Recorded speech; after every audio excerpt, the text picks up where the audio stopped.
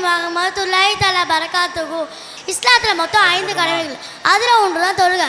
ஆனால் இப்போ உள்ள காலத்தில் அநேக மக்கள் தொழுகை அலட்சியப்படுத்துறது, இன்னும் சில பேர் தொழுகை பக்கமே போகிறதில்ல. அதுக்கு உங்களுக்கு சின்னதாக ஒரு உதாரணம் சொல்கிறேன்.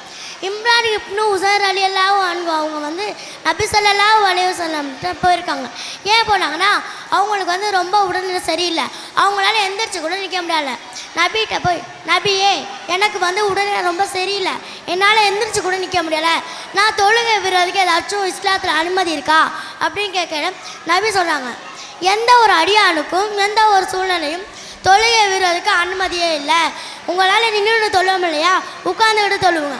உங்களால் உட்காந்துட்டு தொழுவோம் இல்லையா, ஒருக்க நிச்சு படுத்துக்கிட்டு தொழுவுங்கன்னு சொல்கிறாங்க. எந்த ஒரு அடியான் ஐவேள தொழுகையும் ஜமாத்தோட சரிவர தொழுகிறானோ அவனுக்கும் அல்லாவுக்கும் ஒரு அன்பு ஏற்படுது.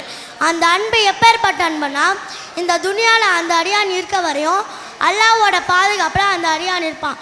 கியாமத்தினால அல்லாஹ் ஒவ்வொருக்கும் உயிர் கொடுத்து எழுப்பையில் முதல்ல என்ன கேள்வி கேட்பான், அது என்னன்னா தொழுகை பற்றி தான் அல்லாஹ் கேட்பான். தொழுதியா தொழுகலையா, ஏன் நீ அன்னைக்கு தொழுவலை, அந்த மாதிரி தான் அல்லாஹ் கேட்பான். இப்போ உள்ள காலத்தில் அநேக மக்கள் தொழுகை அசட்டப்படுத்துறது, அலட்சியப்படுத்துறது, மறக்கிறது, தொழுகை பக்கம் கூட போகாதது.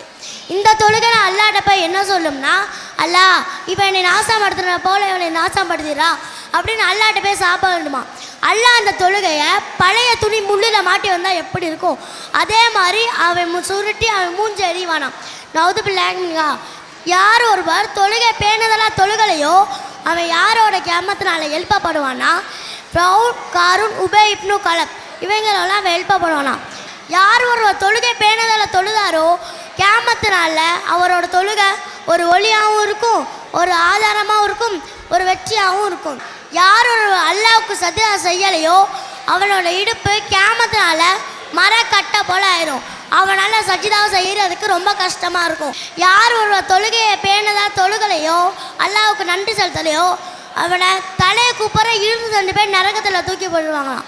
ஆகவே அன்புக்குரியவர்களே, நீங்கள் தொழுகை பேணுதலாக தொழுது அல்லாவுக்கு நன்றி செலுத்துங்க.